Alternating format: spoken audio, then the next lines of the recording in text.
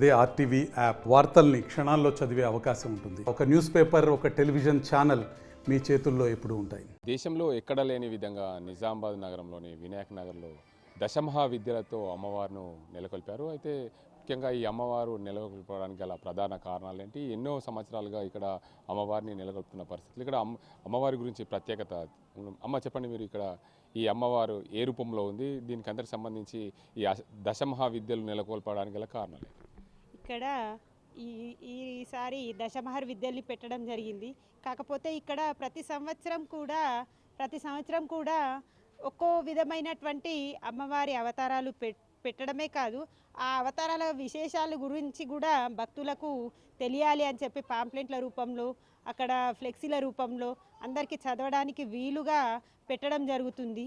వినడమే కాదు, చదవడం వల్ల కూడా పుణ్యం వస్తుంది. కాబట్టి ఈ దశమహర్ విద్యలు ఒకటే కాదు, అష్టాదశ శక్తిపీఠాలు, పోయిన సంవత్సరము గ్రామ దేవతలు, ఇట్లా ప్రతి సంవత్సరం మనకు తెలియనివి చాలా తెలుసుకోవడం జరుగుతుంది ఇక్కడ. మరి దశమహర్ విద్యలు అంటే చాలామందికి తెలియదు, ఏంటి అంటారు. కానీ దశమహర్ విద్యలు ఇప్పుడు పెట్టడం వల్ల ఇందూరు గ్రామ ప్రజలకు కూడా తెలిసింది కదా, దశమహర్ విద్యలు అంటే ఇలా ఉంటాయి. అమ్మవారి యొక్క దశమహర్ విద్యల అవతారాలు ఈ విధంగా ఉంటాయి, ఉగ్ర రూపంలో ఉంటాయి. కానీ కొన్ని శాంతి రూపంలో కూడా ఉంటాయి.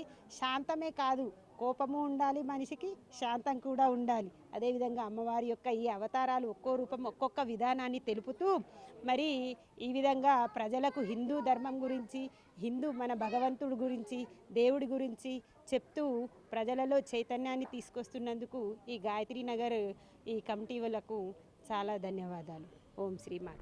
మొత్తానికి చూసుకోవచ్చు, ఇక్కడ అమ్మవారు అయితే దీనికి ఇక్కడ గాయత్రి నగర్లో నెలకొల్పారు. దీనికి అందరికి సంబంధించి ప్రధానంగా ఈ అమ్మవారికి సంబంధించి పూజలు నిర్వహించేందుకు ఆ పూజారి ఉన్నారు. దీనికి సంబంధించి ఏదైతే ఈ అమ్మవారు ఉన్నారో ఈ అమ్మవారు ఏ అలంకరణలో ఇక్కడ దర్శనమిస్తుంది, ముఖ్య ఉద్దేశం ఏంటి, ప్రజలకందరికీ అంటే దుర్గామాత అంటే ఎన్ని రూపాల్లో ఉంటుందని అసలు చెప్పండి. మనకి నిత్యము కూడా అనాదిగా వస్తున్న ఆచారము. ఆశ్వేజ మాసంలో వచ్చిన శరన్నవరాత్రుల్లో మనం అందరం కూడా అమ్మవారిని విశేషంగా కొలుచుకుంటూ అవతారాలు మొత్తం అన్నీ కూడా దశావతారాలు ఏవైతే ఉన్నాయో వారందరినీ కూడా మనము కొలుచుకుంటూ ఉంటాము. ఈసారి అమ్మవారిని మణిద్వీపేశ్వరి అమ్మవారిగా మనం ఇక్కడ స్థాపన చేయడం జరిగింది. అదేవిధంగా అమ్మవారి ముందు మనం మండపం చూసుకున్నట్టయితే సర్వతోభద్ర మండలాన్ని వేశారు. అంటే బ్రహ్మాది దేవతలందరినీ కూడా అక్కడ ఆవాహన చేసుకున్నాం. గణాలు ఎవరైతే ఉన్నారో వారందరినీ కూడా ముఖ్య గణాలను అక్కడ ఆవాహన చేసుకున్నాం. అదేవిధంగా నవగ్రహ దేవతల్ని, క్షేత్రపాలక దేవతల్ని, మండప దేవతల్ని, వాస్తు మండప దేవతల్ని, యోగిని మండప దేవతలను అందరూ కూడా ఆవాహన చేసుకుని ఆ యొక్క దేవీ దేవతల సమక్షంలో అమ్మవారిని ఆవాహన చేసుకుని చక్కగా పూజాది క్రతువులన్నీ కూడా నిత్యం ఇక్కడ చేసుకుంటూ ఉన్నాము. కేవలము మనం చూసుకున్నట్టయితే షోడశోపచారాల పూజలన్నీ కూడా నిత్యము ఎక్కడైనా సరే మనం చూస్తూ ఉంటాం. కానీ ఇక్కడ 64 ఉపచారాలతో కూడా ఇక్కడ నిత్యము కైంకర్యం జరుగుతూ ఉన్నది. మరి ఇటువంటి పుణ్యప్రదేశంలో దశమహావిద్యలందరినీ కూడా ఆవాహన చేసుకుని ఉన్నాము. మనకి ఇటువంటి దశమహావిద్యలందరినీ కూడా ఒక విగ్రహ రూపంలో చూడడం అనేది చాలా అరుదు. అటువంటిది అందరినీ కూడా ఏకకాలం ఇక్కడ వారందరినీ కూడా ఇక్కడ ప్రతిష్టాపన చేసి ఆ యొక్క అవతారాలన్నీ కూడా కనుల విందుగా ఉన్నాయి. చాలా అందంగా ఉన్నాయి విగ్రహాలన్నీ కూడా. ఆ విగ్రహం యొక్క ఆయుధాలు కానీ, వాహనాలు కానీ వాటన్నిటినీ కూడా చూసినట్టయితే అందులో ఉన్న అంతరార్థాలు మనకి ఎన్నో ఉన్నాయి.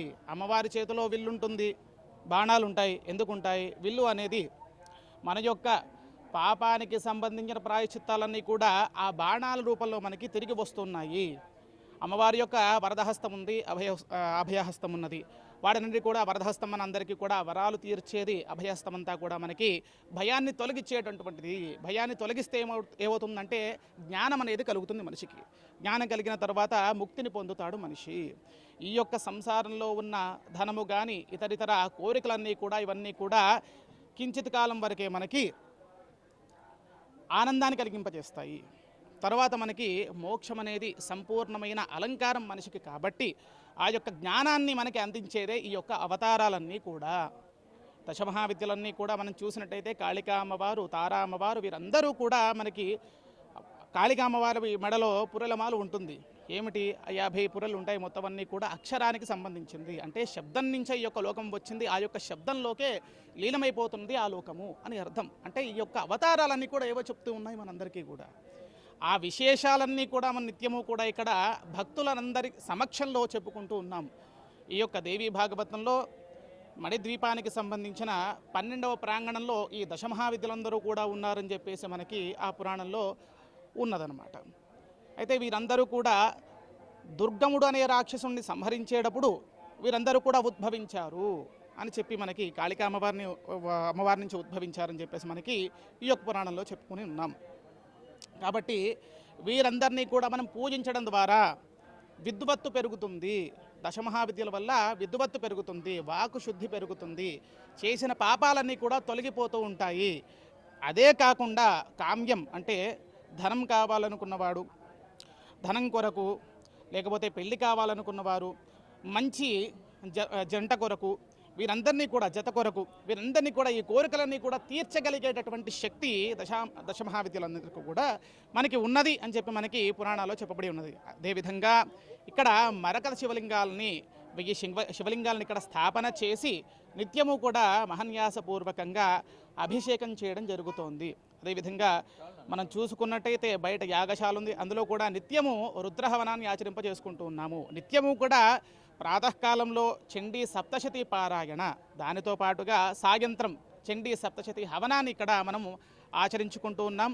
అదేవిధంగా ఈ దశమహావిద్యలకి సంబంధించిన మంత్రాలు ఏవైతే ఉన్నాయో వాటన్నిటినీ కూడా సమీక్షంగా బ్రాహ్మణులందరూ కూడా కూర్చొని ఒక సమూహంగా వారందరికీ కూడా ప్రీతిగా మూలమంత్ర జపం చేయడం జరుగుతుంది. అదేవిధంగా అథర్వణ వేదంలో చెప్పినటువంటి విశేష సూక్తాలు, ప్రత్యంగిరా సూక్తాలు కానీ, అమ్మవారి యొక్క అవతార స్వరూపాల గురించి సూక్తాలు కానీ అవన్నీ కూడా ఇక్కడ నిత్యము పారాయణ చేయడం జరుగుతోంది. దానితో పాటుగా చతుర్వేదాలు, మిగతా 3 వేదాలలో కూడా ఏవైతే సూక్తాలు ఉన్నాయో అమ్మవారికి ప్రీతిగా వాటన్నిటినీ కూడా పారాయణ చేయడం జరుగుతోంది.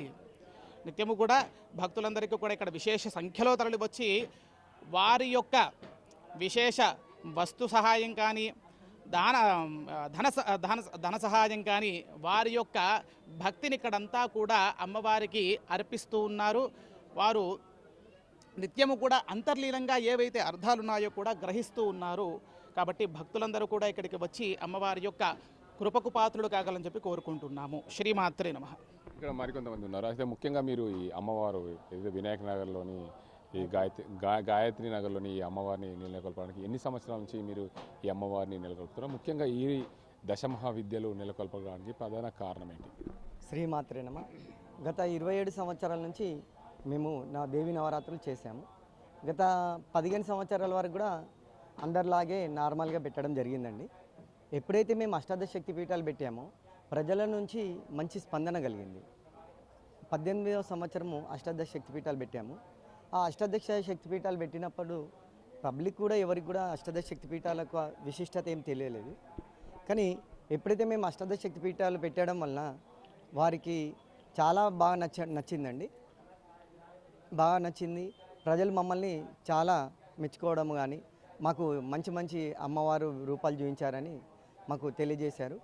అదే సంకల్పంతో ప్రతి సంవత్సరము మేము ఒక విధమైన అమ్మవారు, ఒక క్షేత్రంకి సంబంధించిన అమ్మవారిని తీసుకోవడము, ఆ అమ్మవారి యొక్క విశేషాలు మేము అక్కడికి వెళ్ళి ఆ గుడికి వెళ్ళడము, వెళ్ళి అక్కడ ఏమేమి క్రతువులు జరుగుతాయి, ఆ అమ్మవారికి ఏమేమి పూజలు జరుగుతాయి అవన్నీ తెలుసుకోవడం జరిగింది.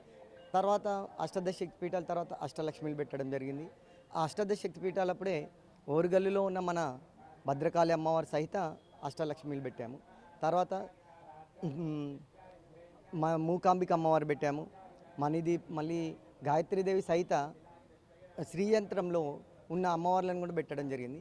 అంటే శ్రీయంత్రంలో ఉన్న అమ్మవార్లు అంటే ఏంటండి, శ్రీయంత్రం మీద ఒకటే అమ్మవారు ఉంటుంది కదా శ్రీయంత్రం అంటే, కాదు. శ్రీయంత్రంలో ఉన్న 3 దేవతలు ఉంటారు, అది వాళ్ళకు చూపించడం జరిగింది. అంటే ఈ అమ్మవారు ఏ రూపంలో ఉంది? మణిదీపేశ్వరి అమ్మవారు, ఒక భువనేశ్వరి అమ్మవారు కూడా అనవచ్చు. ఇప్పుడు దశమహావిద్యలు అంటే ఏంటంటే, దశమహావిద్యలు అంటే ఏమో కావండి.